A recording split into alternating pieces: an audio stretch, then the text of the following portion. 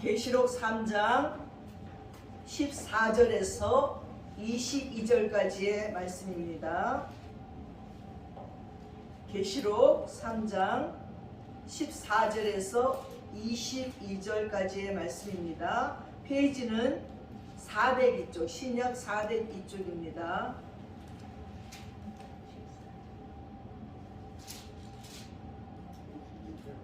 여러분 찾으셨는 줄 알고 제가 봉독해 올리겠습니다.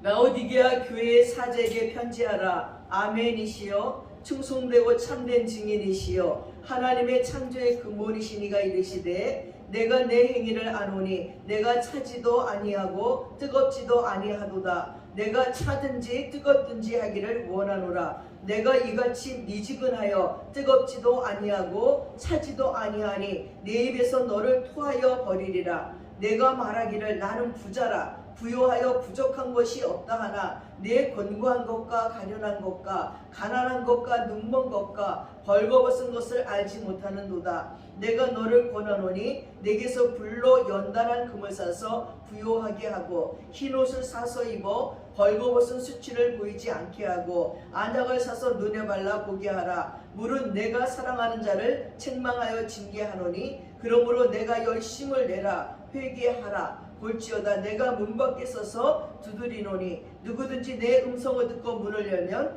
내가 그에게로 들어가 그와 더불어 먹고 그는 나와 더불어 먹으리라. 아멘. 22절까지 보겠습니다. 이기는 그에게는 내가 내 보좌에 함께 앉아하여 주기를 내가 이기고 아버지 보좌에 함께 앉은 것과 같이 하리라. 귀 있는 자는 성령이 교회들에게 하시는 말씀을 들을지어다. 아멘. 예, 오늘 말씀은 라오디게아를 향한 우리 주님의 말씀을 가지고 함께 은혜를 받고자 합니다. 계시록에서는 소아시아의 7교회가 나옵니다. 당시에 교회가 7교회만 있었던 것은 아니었을 것입니다. 근데 아마도 대표적인 상징성을 가지고 있는 교회들이었을 것입니다. 또한 그들이 가지고 있었던 칭찬과 질책과 권면의 말씀들이 어쩌면 당시의 모든 교회들에게 필요한 것이었을 것이고 지금 이 시대에도 우리 모든 교회에게 마찬가지로 필요한 말씀일 것이라고 생각이 합니다. 계시록의 교회들의 모습을 보면서 여정이라는 것을 생각하게 됩니다.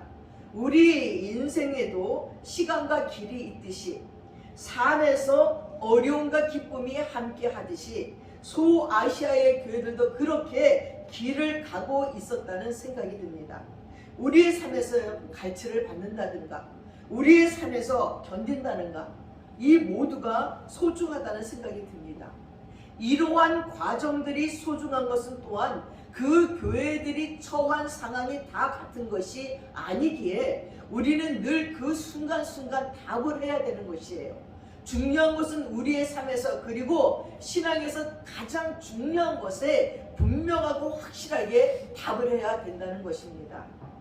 여러분 몇 년 전 저는 소아시아에 성지 순례를 하면서 이스탄불에서 비행기를 타고 카파도기아에 내렸어요. 그리고 내륙에서 해안으로 쫙 2,000km 정도를 버스를 타고 가는 여정이에요. 그러니까 계속 해안을 갑니다. 근데 해안을 가는 중에 잠깐 멈췄었더니 저희들을 내리게 했는데 해안 전부가 소금이에요. 소금 바다예요. 너무 환상적이고 아니 이게 다 소금이야? 끝없는 바다인데 소금 바다예요.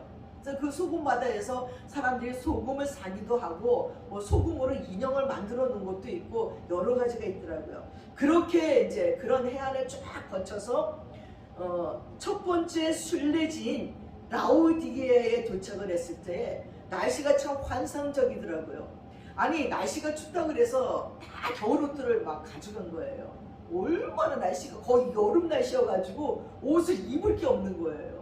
그 속에 티셔츠 가져간 거를 입고 거기에 모든 그 관광 오신 분들이 성지순례 오신 분들이 겨울 옷은 그냥 트렁크에 이만큼씩 꺼내보지도 못하고 얇은 티셔츠만 입고서는 그 멋도 못 부리고 모든 사람들이 그곳으로 그냥 그 성지순례를 다 끝내기도 했었습니다.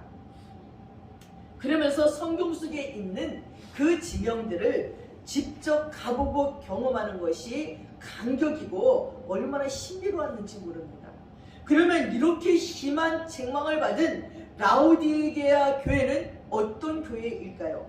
이 라오디게아는 빌라델피아의 동남쪽 약 72km 그리고 에베소에서 동쪽으로 약 160km 지점에 위치한 도시로서 비옥한 그 리쿠스 계곡에 위치했어요. 그래서 농사와 목축업이 성행했고 부드럽고 윤기가 있는 검은 양털의 산지로 유명했습니다. 또한 교통의 요충지였을 뿐만 아니라 금융도시로서 풍요로운 생활을 누렸어요.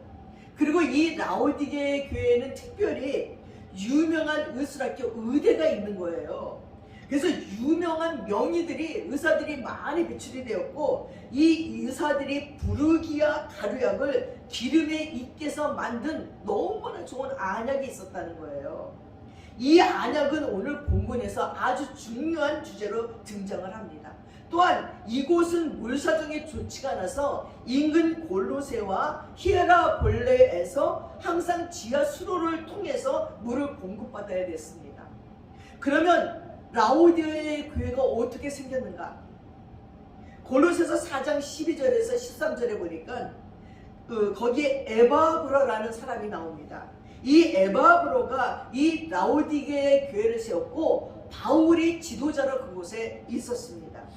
그래서 이 라오디게아 교회는 그 부유한 사람들이 많은 부자교회였어요. 그리고 특히 외부적으로나 내부적으로나 아무런 위기나 문제가 없는 아주 편안한 교회였습니다. 그래서 우리는 이런 교회를 좋은 교회라고 얘기합니다. 그러나 그렇지 않다는 거지요. 바로 이 사실이 라오디게아 교회의 큰 문제라는 거예요. 도시 북쪽에서 11km 정도 떨어진 곳에서 히아라볼리라는 곳에서 온천수가 공급이 돼요. 쫙 온천수가 옵니다. 남쪽에 또 16km 정도 떨어지는 곳, 거기 골로새에서 차가운 물이 지하수가 공급을 받습니다. 근데 먼 거리에서 물이 공급되다 보니까 뜨거운 온천수는 오다가 식어서 미지근해지고 차가운 지하수도 오다가 이 뜨거운 볕에 미지근해집니다. 그래서 이들이 물을 마실 때가 되면 뜨겁지도 않고 차지도 않은 그런 물이 되어 있었습니다. 우리 예수님은 말씀하실 적에 항상 그 주변의 환경을 가지고서 우리에게 그 진리의 말씀들을 전해줬습니다. 엉뚱하면 우리가 이해하지 못할까봐 늘상 그 주변의 환경과 상황을 통해서 우리에게 권면의 메시지를 하나님의 놀라우신 은혜의 얘기를 우리에게 들려주신 것을 기억합니다. 물론 이 라오디게아 교회의 지형적인 특징과 환경을 통해서도 오늘 이 말씀을 하고 계시는 것입니다. 이들의 환경이 그래서인지 모르지만 라오디게아 사람들의 성격들은 적극적이지 못하고 늘 미온적이에요. 어쩌면 이런 경향이 교회에 그대로 드러났는지도 모릅니다. 여러분 이솝 이야기, 박쥐 이야기를 아시지요? 이 박쥐는 주로 동굴에서 살고 밤에만 움직이는 동물로서 초음파 레이더를 사용해서 움직이고 먹이를 잡는 것으로 유명합니다. 오늘날 우리는 박쥐가 새 종류가 아닌 포유류 종류라는 사실을 잘 알고 있었지만 사실 생긴 것만을 봐서는 새인지 짐승인지 구분하기가 어려워요. 날개가 달려있는 거 보면 분명 새 같기도 하고 또 새끼를 낳아서 젖먹여 키우는 것을 보면 분명 포유류입니다. 이런 특징 때문에 우리가 잘 알고 있는 이솝 우화의 박쥐 이야기가 나오는 것인지도 모릅니다. 이 이야기를 여러분 잘 아시는데 새와 짐승들 사이에서 전쟁이 일어났어요.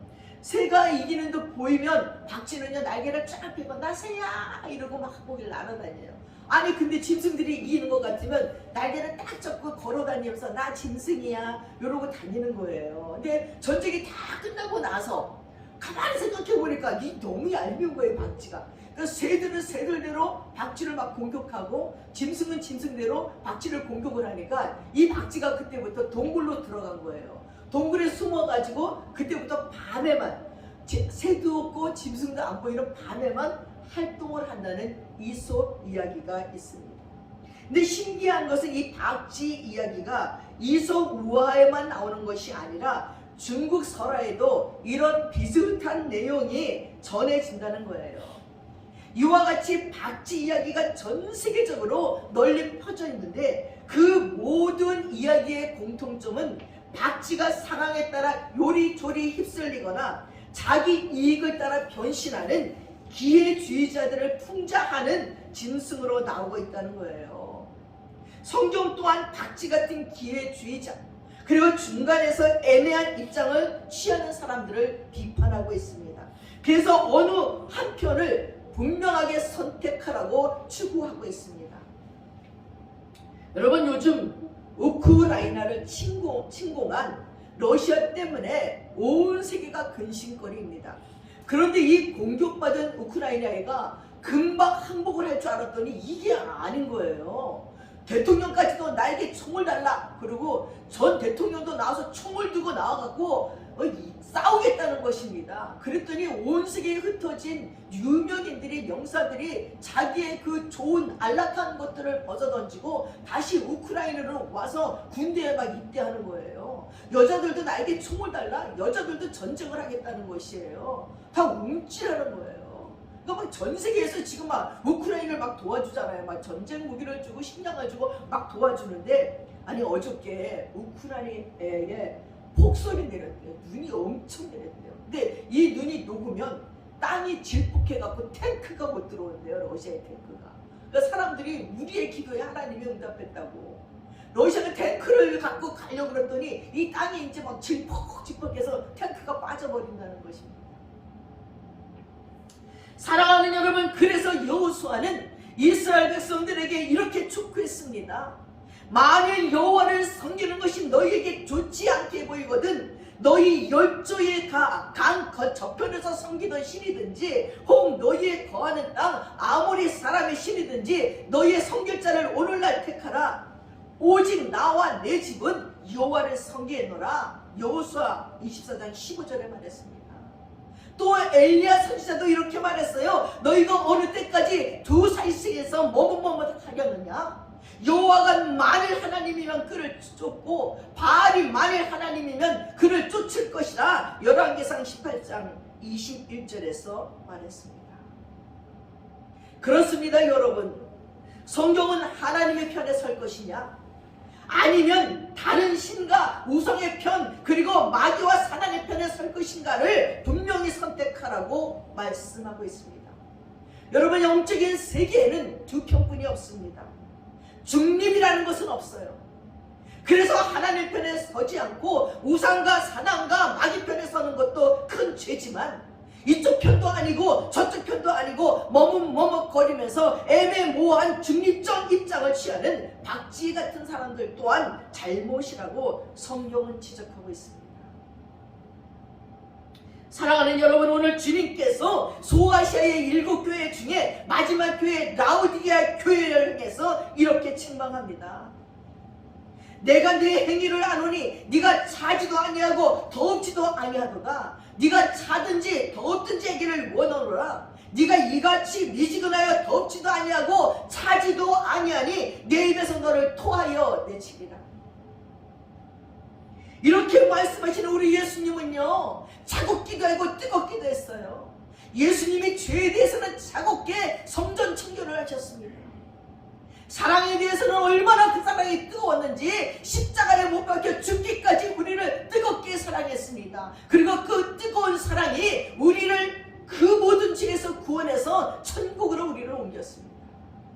예수를 믿기만 하면, 그 예수를 입으로 고백하기만 하면 그분은 우리를 낙원에 이르게 한다는 것입니다.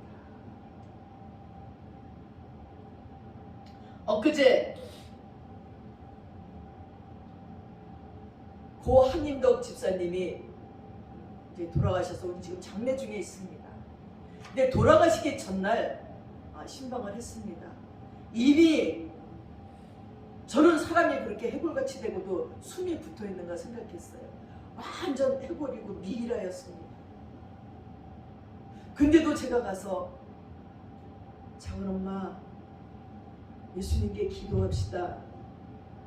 제 기도 따라하세요. 예수님 나의 죄를 용서해 주세요. 따라하시는 거예요. 그러니까 너무 힘이 없어 목소리가 겉으로는 안 나오지만 막 움직이시는 거예요. 하나님 나 데려가시고 천국 가게 해주세요. 따라하시는 거예요.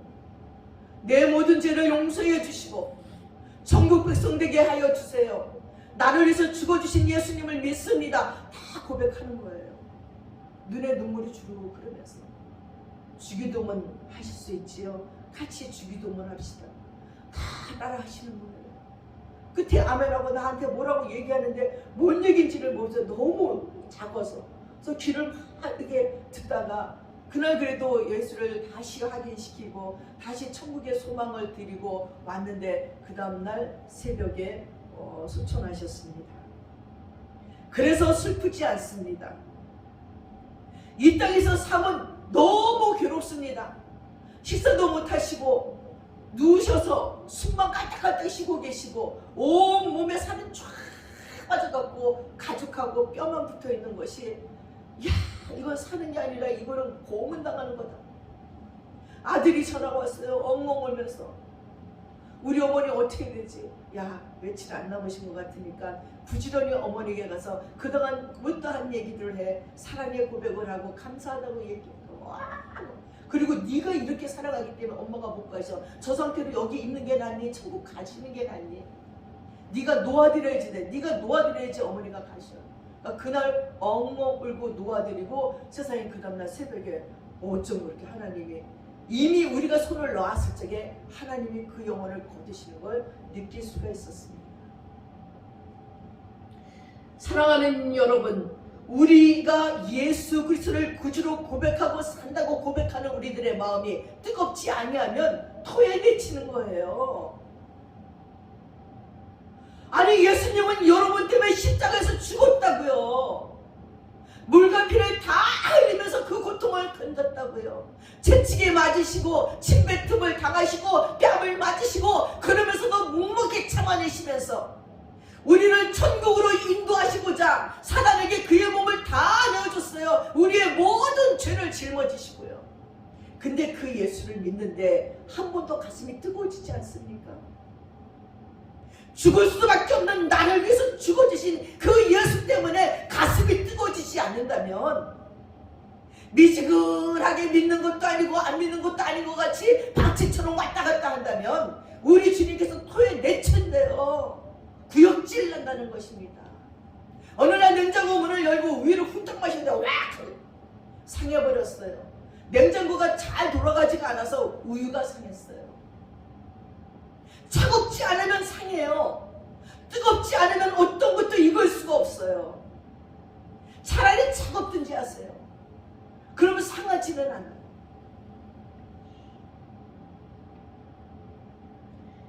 이렇게 말씀하신 우리 예수님께서는 한마디로 라오디게아의 교회가 차갑지도 않고 뜨겁지 않는 교회라고, 박제처럼 이 편도 아니고 저 편도 아닌 애매모호한 미온적인 태도로 인해서 주님께 책망을 받고 있습니다.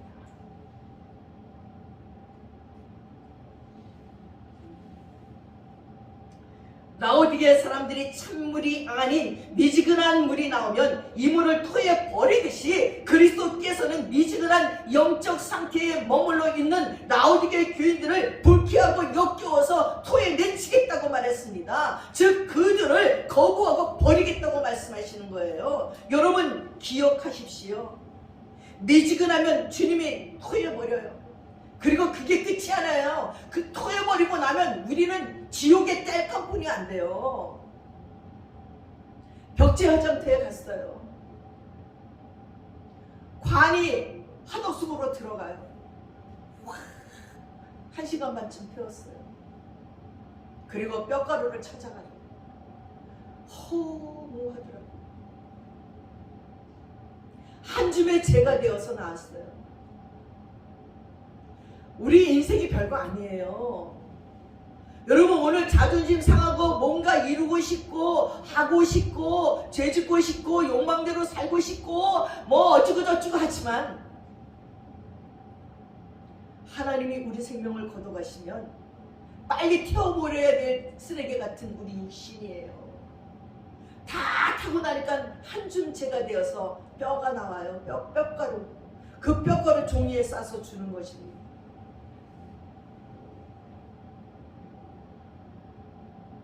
아브라함 링컨이 남북 전쟁을 할 때였어요. 남군과 북군의 경계선에 랑카스터라는 마을이 있어요. 언제 누가 쳐들어올지 모르는 상황이에요. 이건 무슨 북군이 올지 뭐 남군이 올지 모르니까 이 동네 사람들이 의논을 회의를 했어요. 야, 우리 비상시를 대비하자. 그래갖고 북군과 남군의 군복을 갖다가 위에는 북군의 옷, 밑에는 남군의 옷을 입자. 그러면 북군이 우리를 딱 발견했을 적에 우리 옷을 입었네? 하고 안 죽일 거야. 또 남군이 우리를 발견했을 때 우리 바지 입었네? 그러고 안 죽일 거야. 그리고 그렇게 옷을 입었어요. 어떻게 됐을 것 같아요? 북군이 딱 오더니 너 남군 바지 입었어? 남군이야? 다 죽여버리는 거예요. 또 남군이 오더니 너 북군 옷 입었어? 다 죽이는 거예요. 아니, 그들은 살릴 줄 알고 그렇게 입었는데 오히려 그것 때문에 이래저래 다 죽어버리고 말았습니다. 사랑하는 여러분, 중간은 안 됩니다. 누구 나의 친구는 내 친구 아니에요. 누구나 나의 연인은 내 연인이 아닙니다. 미지근하 하면 토해낸다고 주님을 말했습니다. 차든지 덮든지 해야 됩니다. 라오디게의 교회에 대한 편지를 가만히 보면 이 교회가 특별히 가지고 있는 오류가 나와 있는데 어떤 이단에 감염된 것도 아니에요. 문제는 이들이 차지도 뜨겁지도 아니한 미온적인 교회라는 것입니다. 이 소아시아 일교교회예요. 예수님이 적절하게 칭망도 하고 권면도 하고 칭찬도 하고 막 했는데 이 라오디게 교회만은 아무것도 없어요. 오로지 뜨겁지도 않고 차갑지도 않다고 토에 내친다고 칭망했습니다. 오늘날의 교회를 설명하는 말이 없을 듯 하지만 아마도 많은 사람들이 이러한 태도를 견지하고 있다는 거예요. 예수님께서 다가가면 너무 뜨거워서 되지 않을까 염려하면서 말입니다. 저도 교회 다니면서 성령 충만함 받기 싫었어요. 아니, 옆에서 성령을 받은 사람들 보니까 정신 나간 사람들이에요. 그 입에서 새 방언을 하고 막 기도, 어떤 애는 막 벌떡벌떡 뛰면서 자기 죄를 다 고백해. 아니, 온 사람들한테 쟤 미쳤나봐. 저 웬일이지? 근데 막 나는 이런 죄를 졌어요. 막 울면서 이런 죄를 했어요. 난 속으로 막 마음을 잡았어. 눈물이 나도 참는 거야. 야, 나도 정신 나가가지고 저렇게 내 죄를 줄줄줄줄 부르면 어떡하지? 성령 충만하면 절대 받아야 되지 말아야지 생각했어요. 그러나 은혜가 오니까 내 죄를 고백하는 부끄러움보다 그 죄가 용서받는 기쁨이 얼마나 큰지, 모든 사람들에게 내 죄를 다 고백하고 그걸 용서해준 우리 주님을 찬양하고 자랑하고 싶어서 견딜 수가 없는 거예요. 그래서 아무 데서나 전도해요. 만나는 사람마다 내 과거의 그 죄를 고백해요. 나는 이러이러한 사람이었는데 예수 믿고 이렇게 변했습니다. 이미 지나간 죄는 아무 상관없어요. 아무리 문둥병자라도 치유되고 나면 막말할 수 있어요. 요즘 코로나로 말미암아 코로나에 다 걸렸던 사람들이 아무 말도 안 하고 집에 가만히 있어요. 왜? 야, 내가 또 옮긴다 그러면 어떡할까? 아무 말도 안 해요. 다 낳고 나면 얘기해요. 나 코로나 걸렸었는데 이제 깨끗해졌어? 그러고 나오는 것과 똑같습니다. 죄 중에 있을 때는 말할 수 없지만 예수로 말미암아 그 죄가 다 사함받고 용서받고 치료받았을 때는 내 과거의 죄는 이랬습니다. 그러나 지금의 나는 변했습니다. 새 사람이 됐다고, 예수 때문이라고 고백할 수 있어야 된다는 것입니다. 그리고 그 뜨거움을 가지고 우리는 살아야 된다는 것입니다. 제가 오래전에 나이아가라 폭포에 갔던 적이 있었습니다. 그냥 웅장하게 떨어지는데 건너편 이렇게 절벽에 있는 언덕에 공원 같은 데 앉아서 하염없이 바라보는데 너무 아름다운 거예요. 폭포가 막 떨어지면 거기가 물안개가 생기고 무지개가 막 생기는데 너무 멋있어서 쳐다보고 있다가 내 가슴에서 쿵하니, 니미야, 저 나이아가라 폭포는 네가 태어나기 전부터 저렇게 흘렀어. 근데 한 번도 멈추지 않았어.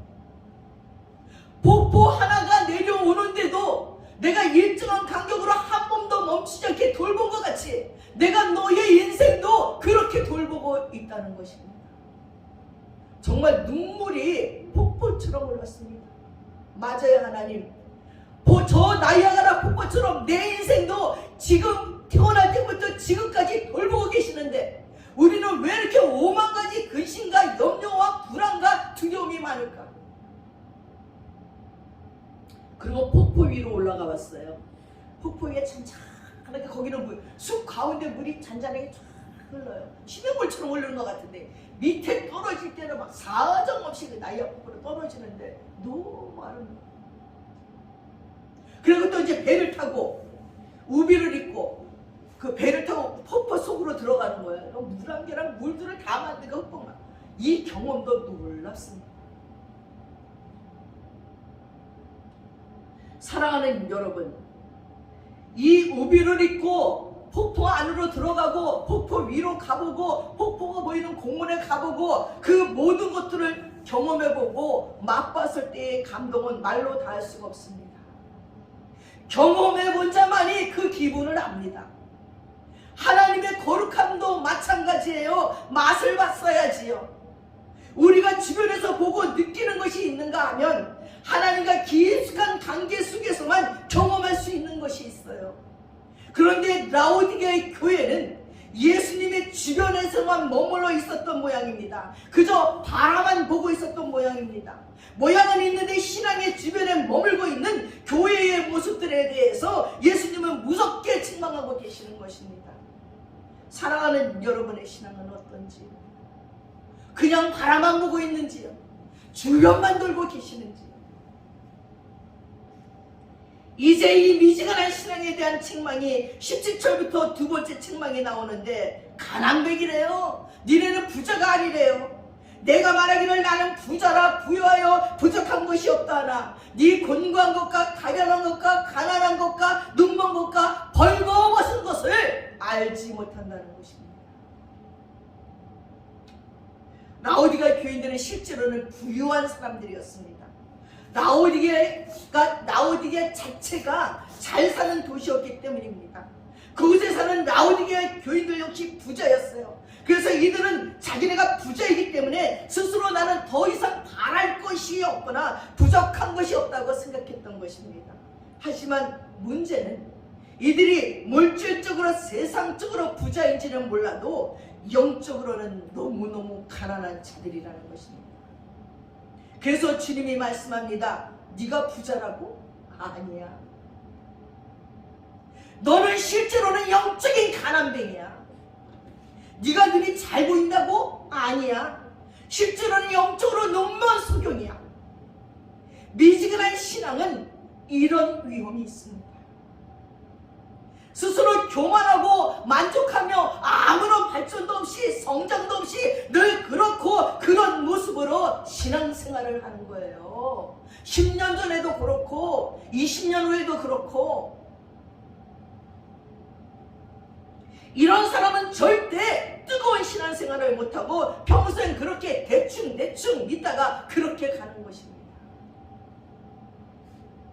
여러분, 오늘날 많은 성도들이 이렇게 말합니다. 교회가 좀 부담이 없었으면 좋겠다. 그래서 부담 주는 교회가 싫어. 부담 안 주는 교회, 편안한 교회를 찾습니다. 그러다 보니 십자가에 대해서, 구원에 대해서, 심판에 대해서, 헌신에 대해서, 헌금에 대해서, 뜨거움에 대해서 설교하는 것은 부담이 되어서 싫고, 복 받는 얘기, 재미있고 듣기 편한 얘기를 선호합니다.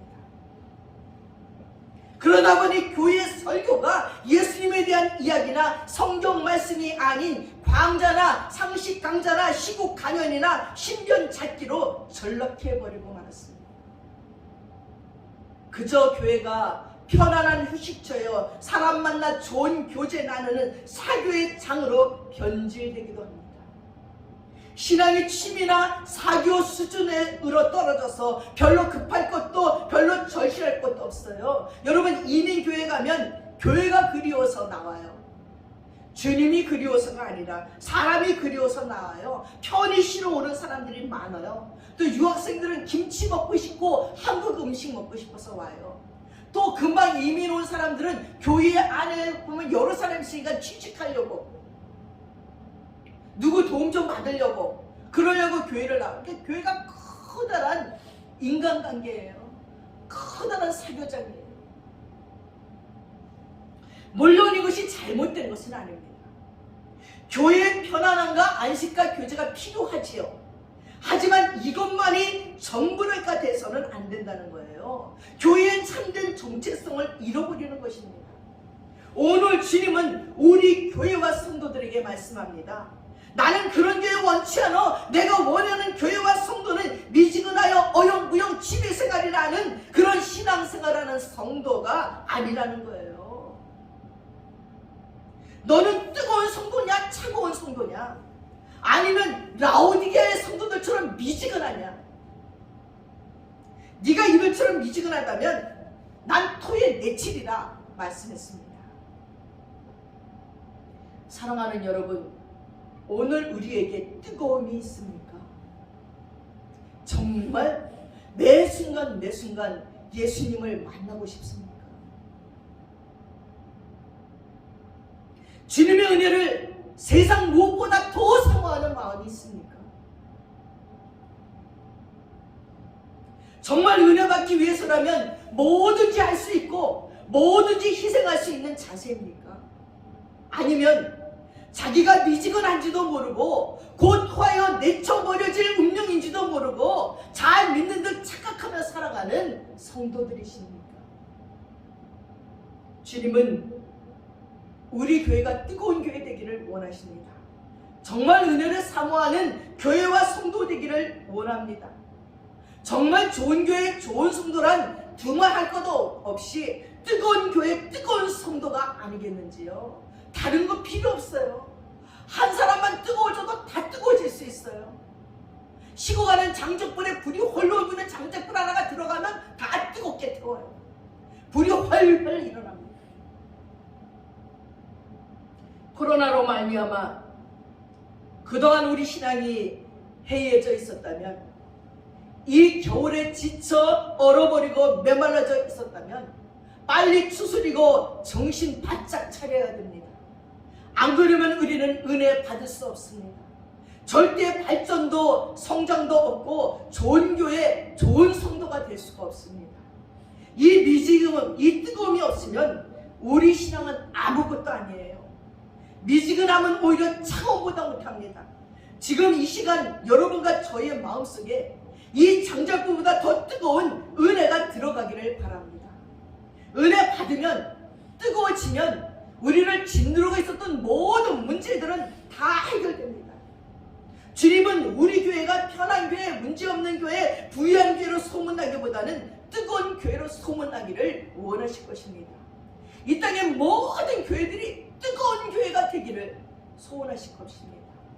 그리고 한번 그러한 은혜를 맛본 성도들의 마음속에서는 뜨거운 교회가 어딘가 그 찾아 헤매는 성도들이 얼마나 많은지 몰라요.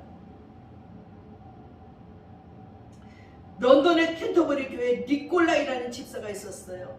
17살의 교회에 가서 관리하는 사찰 집사가 돼서 평생을 교회 청소를 하고 심부름을 했습니다. 그는 교회를 자기 몸처럼 사랑하고 맡은 일에 아주 충성하고 헌신하는 사람이었어요. 그가 하는 일 중에 시간을 맞춰서 교회 종탑에 종을 치는 일이었어요. 그는 교회 종을 얼마나 정확하게 쳤는지 런던 시민들은 오히려 시계를 그 종소리에 맞춰서 시계를 다 맞출 정도로 정확한 시간에 종소리를 쳤습니다. 그가 그렇게 교회 일을 열심히 하면서 키운 두 아들은요, 캠브리지와 옥스퍼드 대학 교수가 됐습니다. 어느 날 그 두 아들이 아버지 니콜라에게 말하는 겁니다. 아버지, 이제 일 그만하세요. 그러나 이 니콜라이는 아니야, 나는 끝까지 이 일을 해야 돼. 그는 벌써 76살까지 종을 치면서 교회를 사랑하고 관리하는 거예요. 그러다 노환으로 세상을 떠나게 됐을 때 가족들이 그의 임종을 보려고 다 모였어요. 아니 근데 종을 칠 시간이 되니까 비틀비틀 일어나서 옷을 챙겨 입고는 아니 종탑으로 올라가는 거예요. 아무리 말려도. 그리고는 얼마 동안 종을 땡그랑 치다가 그 종탑 아래서 세상을 떠나버리고 말았습니다. 이 소식을 들은 엘리자베스 여왕이 너무너무 감동을 받은 거예요. 그래서 영국 황실의 묘지를 그에게 내줬어요. 그리고 그의 가족들을 귀족으로 대우해 줬습니다. 모든 상가와 시민들은 그날 하루 일을 하지 않고 그의 죽음을 애도했습니다. 심지어 유흥주점도 문을 열지 않자 자연히 그가 세상 떠난 날은 런던의 공휴일이 되어버리고 말았어요. 17살부터 부지런히 성실하게 사람들에게 종을 쳤던 그가 죽는 날이 공휴일이 된 것입니다. 엘리자베스 여왕 시대에 수많은 성직자가 죽었어요. 왕실의 묘지를 묻히지 못했어요. 그러나 단지 하찮게 보이는 예배당 종지기를 충성스럽게 한 그는 황실의 묘지에 묻히는 영광을, 그리고 자기가 죽는 날이 공휴일이 되는 명예도 함께 가질 수 있었다는 것입니다. 사랑하는 여러분, 우리가 하는 일은 하찮은 일이 없습니다. 신앙의 역동성은 매일매일 회복이 되어야 되는 것입니다. 우리의 편안함으로 인해, 우리의 욕망을 이루는 것으로 인해 식어져 버린 신앙이 얼마나 무서운지요, 얼마나 역겨운지요. 그래서 하나님께서는 토해내 버리리라고 말했습니다. 우리의 삶에 아무 문제가 없다고요? 편안하다고요? 자식들이 잘 된다고요? 사업이 잘 된다고요? 나는 뭐 별 불편한 게 없다고요? 그래서 교양 있게 예수 믿고 교회를 다닌다고요? 주일은 크리스천인데 세상을 누리는 것 다 누리고 그렇게 살아가신다고요. 그런데 주님께서 보니까 그들이 너무나 비참하대요. 영적으로 치유받아야 한다는 것입니다. 자신들 스스로만 모르고 살아간다는 것입니다. 로마서 13장 11절에 너희가 이 시기를 알거니와 지금은 자다가 깰 때라. 밤이 깊고 낮이 가까이 왔으니 그러므로 우리가 어둠의 일을 벗고 빛의 값을 입자고. 마태복음 26장 41절에 말했어요. 시험에 들지 않게 깨어 있어 기도하라고 했지만 자신들의 욕망을 채우기 위해서, 욕망이 채워졌다고 부족한 것이 없다고 생각하면서 기도를 게을리하고 있습니다. 바로 이 라오디게아 교회는 이런 영적인 분별력이 부족했다는 것입니다. 사랑하는 여러분, 내게서 불로 연단한 금을 사서 부요하게 하랍니다. 시련을 겪으면서 정금 같은 믿음으로 나오라는 것입니다. 흰옷을 사서 입어 벌거벗은 수치를 보이지 않게 하라는 것입니다. 의의 옷을 입으라는 거예요. 영적인 벌거벗음을 보라는 거예요. 예수님의 보혈의 옷을 입으라는 것입니다. 안약을 써서 눈에 발라 보게 하라. 영적인 안약을 보라는 것입니다. 영적인 시각장애인 것을 치유받으라는 것입니다. 그래서 주님을 온전히 바라보라는 것입니다. 20절에는 내 음성을 듣고 문을 열면, 그렇게 치유된 너희들이 내 음성을 듣고 문을 열면 내가 그에게로 들어가서 함께 먹고 마시며 살아주시겠다고 말했습니다. 어떤 문입니까? 굳게 닫힌 여러분의 마음의 문을 열으라는 것입니다. 영적인 문을 열라는 것입니다. 그러면 주님이 그 문으로 들어와서 저와 여러분과 함께 더불어 먹고 마시며 살아주신다는 겁니다. 사랑하는 여러분, 그분을 영접하십시오. 굳게 닫힌 여러분의 문을 여십시오. 그리고 그분을 들여보내시고 그분과 함께 먹고 마시며 그분께 모든 것을 맡기면서 사시는 여러분들 되시기를 축원합니다. 기도하겠습니다. 사랑하는 아버지, 우리에게 시련을 통한 금을 주시옵소서. 우리에게 아버지, 우리 주님이 주시는 의의 옷을, 아버지 흰옷을 사서 입어 영적인 벌거벗은 수치를 면하게 해주십시오. 아버지, 영적인 시각장애에 대한 저희들을 치유해 주십시오.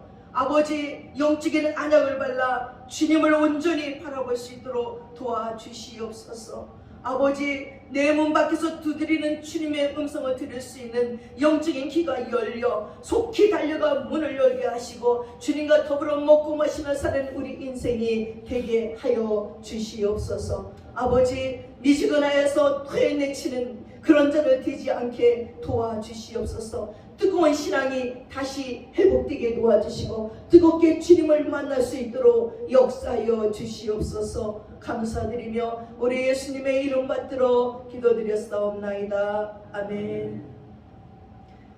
다 함께 자리에서 일어나셔서 찬송가 279장 찬양하겠습니다.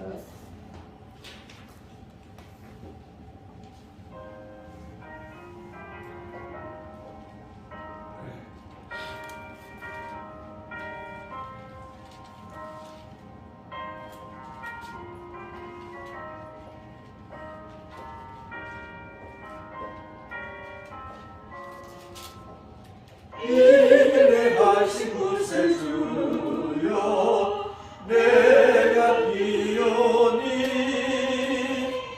죄인노라 하실 때에 나를 부르소서. 주여 주여 내가 비오니 죄인노라 하실 때에 나를 부르소서. 자비하신 보좌 앞에 꿇어 엎드려 자복하고 회개하니 믿음 주소서. 주여 주여 내가 비오니 죄인노라 하실 때에 날 부르소서.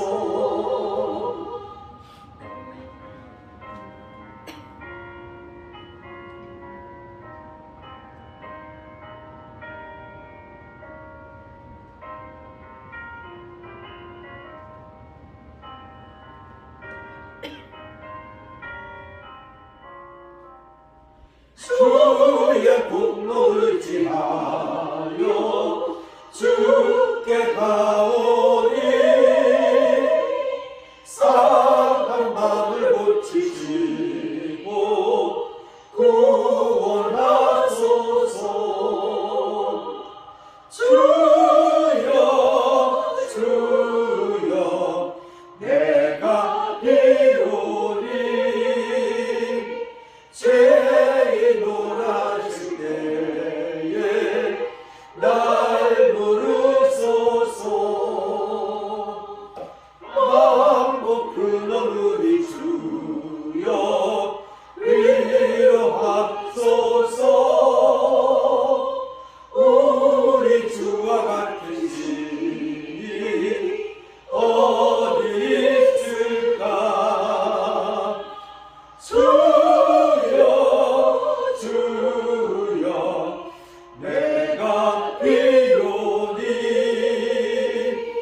죄인노라 하실 때에 날 부르소서. 아멘.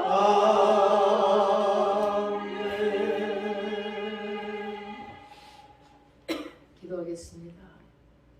지금은 우리 주 예수 그리스도의 한없는 은혜와 우리 아버지의 풍성하신 사랑과 성령님의 감동감하시고 충만하심이 이제는 아버지 정말 하나님께서 주시는 은혜 가운데 불로 연단한 금을 사서 부욕케 하고 흰옷을 사서 벌거벗은 수치를 가리며 안역을 사서 눈에 발라 보아 정말 하나님을 아버지 우리 주님으로 모시며 우리 주 예수님의 아버지 마음의 문을 열고 모셔드려서 영원히 그분과 함께 살기로 작정하는 믿음의 권속들 머리 위에 이제부터 영원까지 함께 하시옵기를 간절히 축원드리옵나이다. 아멘.